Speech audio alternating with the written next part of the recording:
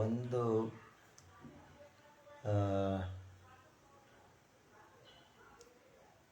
ಏನಂತೀರ, ನಮ್ಮ ಯಾರು ಜಾಸ್ತಿ ಕ್ಲೋಸ್ ಆಗಿರ್ತಾರಲ್ಲ ಅವ್ರನ್ನ ಕಂಡ್ರೇ ನಮಗೊಂಥರ ಭಯ, ದುಃಖ.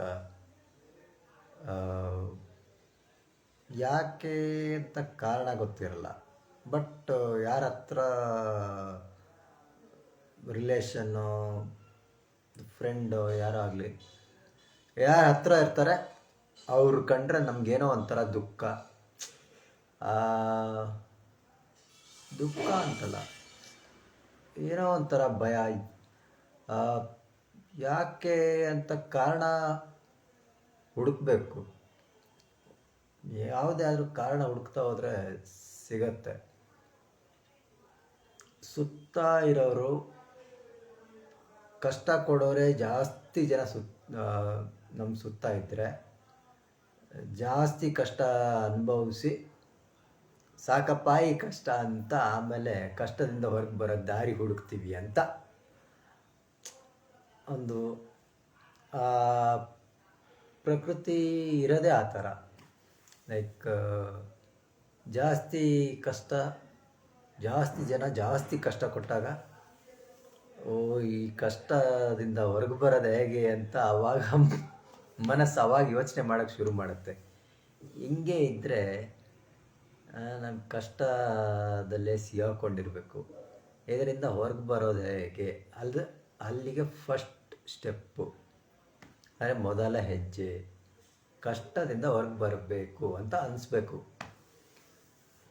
ಅದಕ್ಕೆ ಸುತ್ತ ಇರೋರು ತುಂಬ ಕಷ್ಟ ಕೊಟ್ಟರು ಸಮಾಧಾನದಲ್ಲಿ ಈ ಕಷ್ಟ ಎಲ್ಲ ನನಗೆ ಮುಂದೆ ಪ್ಲಸ್ ಆಗತ್ತೆ.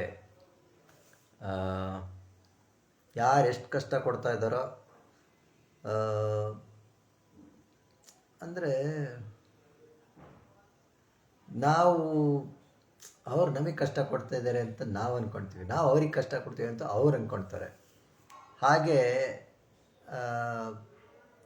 ಯಾರು ಜಾಸ್ತಿ ಜಾಸ್ತಿ ಜಾಸ್ತಿ ಕಷ್ಟನ ಕಡಿಮೆ ಟೈಮಲ್ಲಿ ಜಾಸ್ತಿ ಕಷ್ಟ ಅನುಭವಿಸಿ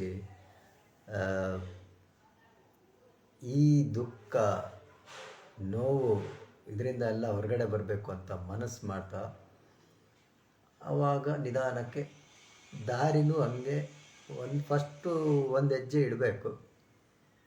ಒಂದು ಹೆಜ್ಜೆ ಇಟ್ಟಾಗ ನೆಕ್ಸ್ಟು ಹೆಜ್ಜೆ ಕಾಣತ್ತೆ.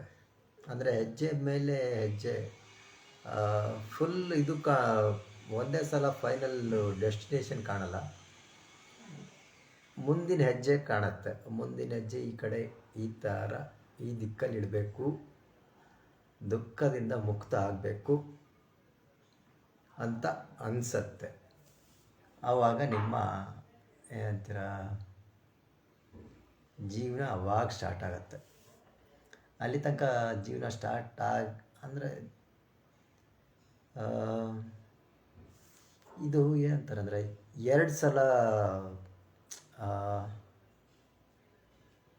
2 ಸಲ ಹುಟ್ತೀವಿ ಅಂತಾರೆ.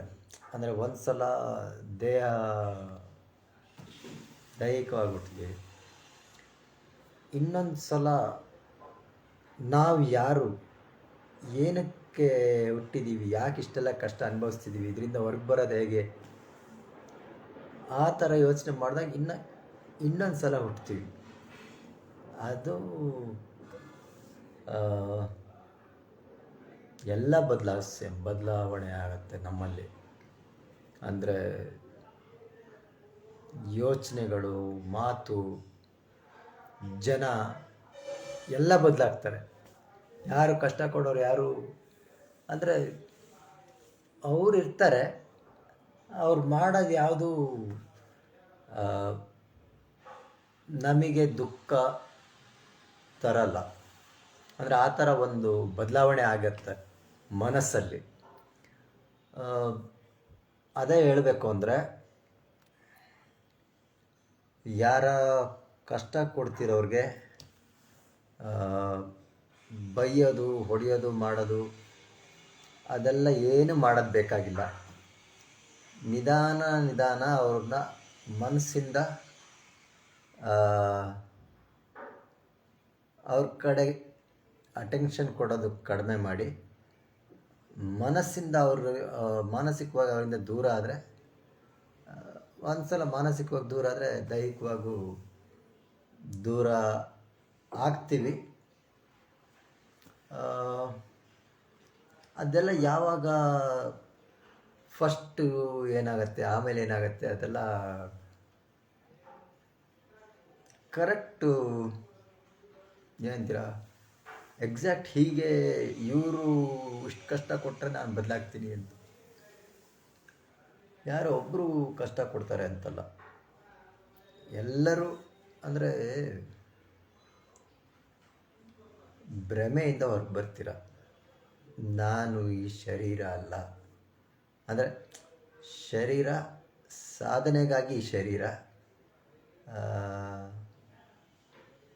ಬರೇ ದುಃಖ ನೋವು ಅನುಭವಿಸೋಕ್ಕಲ್ಲ, ಸಾಧನೆ ಮಾಡೋಕ್ಕಾಗಿ ಈ ಶರೀರ ಅಂತ ತಿಳ್ಕೊಳ್ತಾ ಹೋಗ್ತೀರ. ಅದು ನಿಧಾನವಾಗಿ ಬದಲಾವಣೆ ಆವಾಗ ಶುರು ಆಗ್ತಾ ಇದೆ ಅಂತ. ಇದು ಏನಂತಾರೆ, ಎಲ್ಲ ಒಂಥರ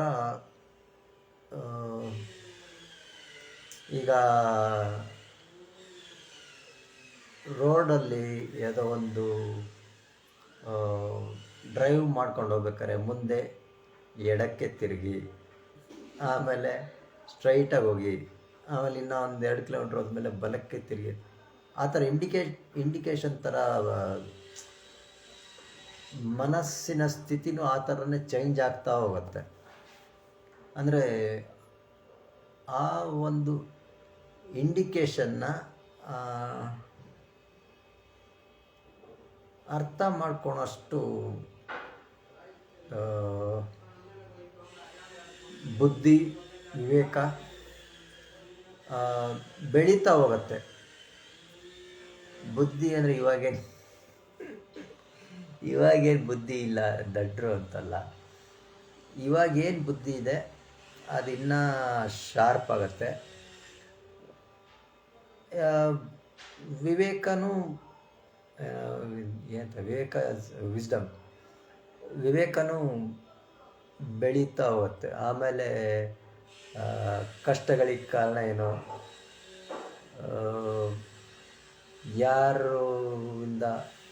ಯಾರ ಮೇಲೆ ಎಷ್ಟು ಅಟ್ಯಾಚ್ಮೆಂಟ್ ಇದೆ, ಅದನ್ನು ಕಡಿಮೆ ಮಾಡ್ಕೊಳೋದು ಹೇಗೆ, ಅದೆಲ್ಲ ಯೋಚನೆಗಳು ಬರುತ್ತೆ. ಆಮೇಲೆ ಸಂಬಂಧ, ಅಟ್ಯಾಚ್ಮೆಂಟ್ ಇದ್ರೇ ಸಂಬಂಧ ಅಂತ. ಈಗ ಅಟ್ಯಾಚ್ಮೆಂಟಿಂದನೇ ಜಾಸ್ತಿ ಎಲ್ಲ ನೋವು ತಿಂತಾ ಇರ್ತೀರ. ಅಟ್ಯಾಚ್ಮೆಂಟ್ ಕಡಿಮೆ ಮಾಡಿಕೊಂಡ್ರೆ ಸಂಬಂಧದಲ್ಲಿ ನೋವು ಎಲ್ಲ ಕಡಿಮೆ ಆಗತ್ತೆ. ಅಟ್ಯಾಚ್ಮೆಂಟ್ ಕಡಿಮೆ ಮಾಡ್ಕೊಳ್ಳೋದು ಹೆಂಗಂದರೆ ರಿಯಾಕ್ಟ್ ಮಾಡಬಾರ್ದು. ಅಟ್ಯಾಚ್ಮೆಂಟ್ ಕಡಿಮೆ ಮಾಡ್ಕೊಳ್ಳೋದು ಹೇಗೆ ಅಂದರೆ ರಿಯಾಕ್ಟ್ ಮಾಡಬಾರ್ದು. ಮತ್ತು ಹೊರಗಡೆ ಪರಿಸ್ಥಿತಿಗಳು ಏನಂತೀರ, ಹೊರಗಡೆ ಪರಿಸ್ಥಿತಿಗಳು ಹಾಗೇ ಇರುತ್ತೆ. ನಮ್ಮ ಮೈಂಡ್ಸೆಟ್ ಒಂದು ಚೇಂಜ್ ಆಗ್ತಾ ಇರುತ್ತೆ. ಅದು ಗಮನ ಕೊಡ್ತಾ ಅದು ಹೇಳ್ದಲ್ಲ, ಸೂಚನೆಗಳು ಸಿಗತ್ತೆ. ಇವಾಗ ನೀವು ಈ ಒಂದು ಲೆವೆಲ್ ಗೇಮಲ್ಲಿ ಲೆವೆಲ್ 1 2 3 4 5 ಅಂತ ಇರುತ್ತಲ್ಲ, ಈಗ ಲೆವೆಲ್ 1 ಕ್ಲಿಯರ್ ಮಾಡಿದ್ದೀರಾ, ನೆಕ್ಸ್ಟ್ ಲೆವೆಲ್ 2 ಆದರೆ ಹೋಗ್ತಾ ಹೋಗ್ತಾ ಇನ್ನೂ ಕಷ್ಟನೇ ಆಗುತ್ತೆ ಲೆವೆಲ್ಗಳು. ಬಟ್ ನೀವು ಹಂಗೆ ಜಾಸ್ತಿ ಕಷ್ಟಗಳು ಬಂದಾಗ ನೀವು ಹಂಗೆ ಸ್ಟ್ರಾಂಗ್ ಆಗ್ತಾ ಹೋಗ್ತೀರ. ಅದೊಂದು ಏನಂತಾರೆ, ದಿನ ರನ್ನಿಂಗ್ ಮಾಡಿ ಒಂದು 5 ಕಿಲೋಮೀಟ್ರ್ ಓಡ್ತೀರ, ಆಮೇಲೆ ಹಂಗೆ ಅಭ್ಯಾಸ ಮಾಡಿ 6 7 10 ಹಂಗೆ ಕೆಪಾಸಿಟಿನೂ ಜಾಸ್ತಿ ಆಗ್ತಾ ಹೋಗುತ್ತೆ. ಪರಿಸ್ಥಿತಿಗಳನ್ನ ಇದನ್ನೆಲ್ಲ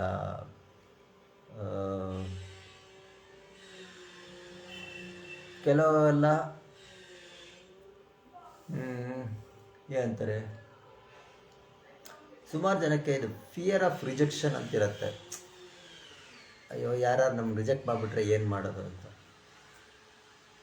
ರಿಜೆಕ್ಟ್ ಮಾಡಿಬಿಟ್ರೆ ಅನ್ನೋಕ್ಕೆ ಮುಂಚೆನೇ ಅವ್ರು ರಿಜೆಕ್ಟ್ ಮಾಡಿರ್ತಾರೆ. ಅಂದರೆ ಏನಂತೀರ, ಫಿಯರ್ ಆಫ್ ರಿಜೆಕ್ಷನ್ ಅವ್ರಿಗೂ ಇರುತ್ತೆ. ಅದಕ್ಕೆ ಇನ್ನೂ ಜಾಸ್ತಿ ಅಟ್ಯಾಚ್ಮೆಂಟು ಬೆಳೆಸ್ಕೊಳ್ತಾರೆ. ಆ ಅಟ್ಯಾಚ್ಮೆಂಟ್ ಎಷ್ಟು ಒಂದು ಅಟ್ಯಾಚ್ಮೆಂಟಿಂದ ಎಷ್ಟೆಲ್ಲ ಕಷ್ಟ ಆಗತ್ತೆ ಅಂದರೆ, ಆ ಒಂದು ಅಟ್ಯಾಚ್ಮೆಂಟಿನ ಕಾರಣಕ್ಕೆ ಮಹಾಭಾರತನೇ ಯುದ್ಧನೇ ಆಯಿತು ಅಂತ ಅಂದ್ಕೊಳ್ಳಿ. ಅಂದರೆ ಅಷ್ಟೊಂದು ಏನಂತೀರ, ಒಂದು 25-30 ವರ್ಷ ಒಂದೇ ಇದರಲ್ಲಿ ಒಂದೇ ಥರದ ಪರಿಸ್ಥಿತಿಗಳನ್ನ, ಅದೇ ಥರ ಪರಿಸ್ಥಿತಿ ಬರುತ್ತೆ ಮತ್ತು ಅದೇ ಥರ ಪ್ರತಿಕ್ರಿಯೆ ಮಾಡ್ತೀರ. ಅದು ಆ ಥರ ಮಾಡಿ ಆ ಪ್ಯಾಟ್ರನಿಂದ ಹೊರಗೆ ಬರಬೇಕಂದ್ರೆ ಹೋರಾಟ ಅಂದರೆ ಮನಸ್ಸಲ್ಲೇ ಹೋರಾಟ. ಅದು ಹೇಳ್ದಲ್ಲ, ಯಾರಿಗಾದರೂ ಬೈಯೋದು ಹೊಡೆಯೋದು ಇದು ಮಾಡಬೇಕು ಅಂತ ಇಲ್ಲ. ನಿಧಾನ ಅವ್ರ ಮನಸ್ಸಿಂದ ಅವ್ರನ್ನ ಏನಂತೀರ, ಅವರ ಪ್ರಭಾವ ನಿಮ್ಮ ಮೇಲೆ, ಅವ್ರ ಪ್ರಭಾವ ಏನಿದೆ ಅದನ್ನು ಕಡಿಮೆ ಮಾಡಿ. ಡಿಟ್ಯಾಚ್ಮೆಂಟ್ ಯೋಗ ಅಂತಲ್ಲ, ಡಿಟ್ಯಾಚ್ಮೆಂಟ್ ಪ್ರಾಕ್ಟೀಸ್ ಮಾಡಿ.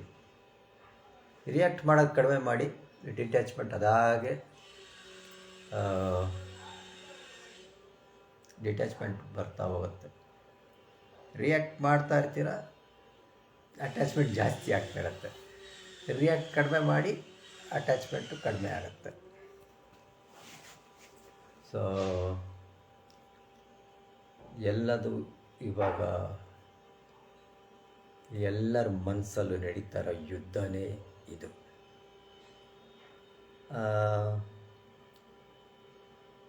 ತಿಳ್ಕೊಳೋರು ಈ ವಿಡಿಯೋ ಒಂದು ಸಲ ನೋಡಿ ತಿಳ್ಕೊಂಡಿರ್ತಾರೆ. ಇನ್ನೂ ಕಷ್ಟ, ಇನ್ನೂ ಸಿಂಪಲ್ಲಾಗಿ ಹೇಳಬೇಕು ಅಂದರೆ, ನಮ್ಮ ಮಾತಲ್ಲಿ ಎಷ್ಟು ಇದು ಹೇಳಿದ್ರು ಅದು ಪ್ರಾಕ್ಟೀಸ್ ಮಾಡಬೇಕು. ಅದಕ್ಕೆ 1-2-3 ಸೆಷನ್ ಬನ್ನಿ, ಪ್ರಾಕ್ಟೀಸ್ ಮಾಡಿ. ಯಾವಾಗ ನಿಮಗೆ ಗೊತ್ತಾಗತ್ತೆ ಯಾವ ಥರ ಪ್ರಾಕ್ಟೀಸ್ ಮಾಡಬೇಕು ಅಂತ.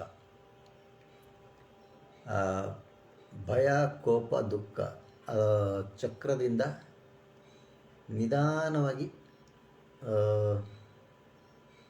ಏನಂತೀರ,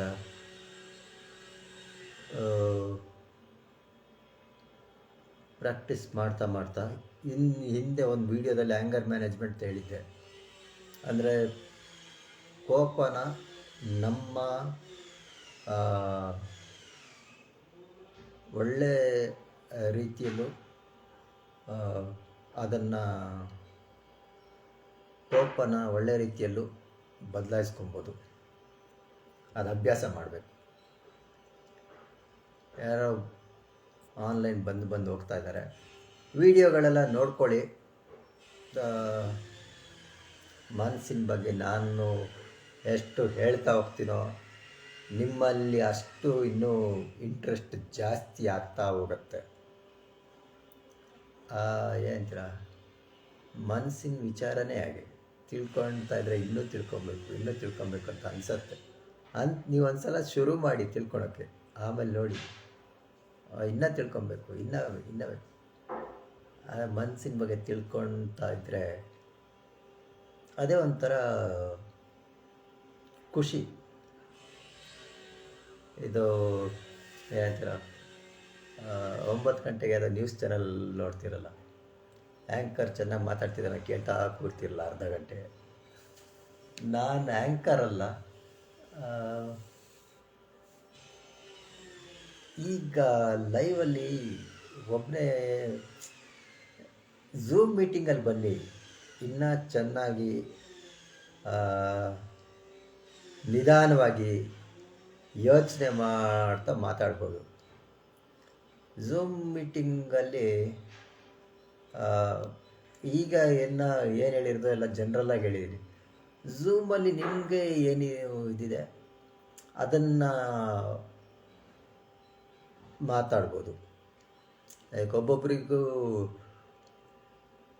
ಜೀವನದ ಪರಿಸ್ಥಿತಿ ಬೇರೆ ಬೇರೆ ಇರುತ್ತೆ, ಎಲ್ಲರೂ ರಿಸ್ಕ್ ತೊಗೊಳಕ್ಕೆ ರೆಡಿ ಇರಲ್ಲ.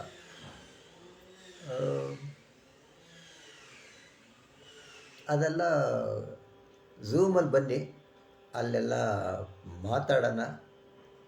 ಏನು ಚಾರ್ಜ್ ಇನ್ನು ಜಾಸ್ತಿ ಏನು ಚಾರ್ಜ್ ಮಾಡಲ್ಲ. ಮೆಸೇಜ್ ಮಾಡಿ ಮನಸ್ಸಿನ ಬಗ್ಗೆ ಏನಂತೀರ, ನಿಮ್ಮ ಮನಸ್ಸು ನಿಮ್ಮ ಗೆಳೆಯ ಆಗ್ತಾನೆ. ಅಂದರೆ ಒಂದು ಸಲ ನೀವು ನಿಮ್ಮ ಮನಸ್ಸಿನ ಜೊತೆ ಆ ಸಂಬಂಧನ